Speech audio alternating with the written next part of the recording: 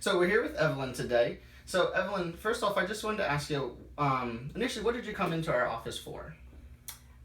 Initially, I came to the practice overall related to diabetes, type 2 diabetes. I went to the initial seminar that Dr. Steph and Dr. Tom had in Bowie at one of the, I don't know if it was a Comfort Inn, but one of the seminars they did on diabetes reversal. And then we went through and did a physical examination on you, and we found that you had some chronic shoulder pain. Yes.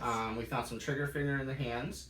In the fingers. We also found chronic low back pain, chronic neck pain. Yes. All right, and so we started a corrective chiropractic program to help correct some of those issues as well as we were working with your diabetes program. Yes. What would you say some of the treatments you tried for those physical complaints before you started with our corrective chiropractic care program? Well, for shoulder, initially, I had rotator cuff tears, but specifically on my left side, and I had surgery in March of 2014. Okay. And through that process of after the surgery and going through physical therapy, I developed frozen shoulder, which is connected to that procedure, but as well, there's a connection to diabetes. Absolutely. There's a buildup of scar tissue and adhesions in the shoulder, especially after you've had a trauma to that area. Yes. So initially, I looked at both the diabetes and looking at my frozen shoulder or my shoulder issue. Came to the practice. Dr. Steph and others on staff started working with me in regards to type 2 nutrition, coming in every week, working with you, Dr. Andrew, as far as my shoulder initially. And man, I was at a point where I think I was 50% in my shoulder range issue. of motion. Yes. Yeah, 50% shoulder range of motion. I am more than 50% now. I believe I'm at 100%. But I still, I have my good days and my bad days where sometimes old folks say the weather can contribute, when it's cold or when it's rainy. Factors for sure.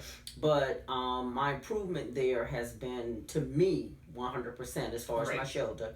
As far as diabetes, I definitely see a difference because I've been put on at least 3 medications. One of those meds, actually, the doctor took me off of. Great. And in the process, I'm just working to try to maintain or get to a point where I come off of another one because I know that there are side effects to it. And I know that eventually I'm going to have to get those side effects, down the road if I don't get control of type 2 now. So the other thing now is that I've developed this trigger thumb on the left side, and at first I thought it was connected to the shoulder or to carpal tunnel.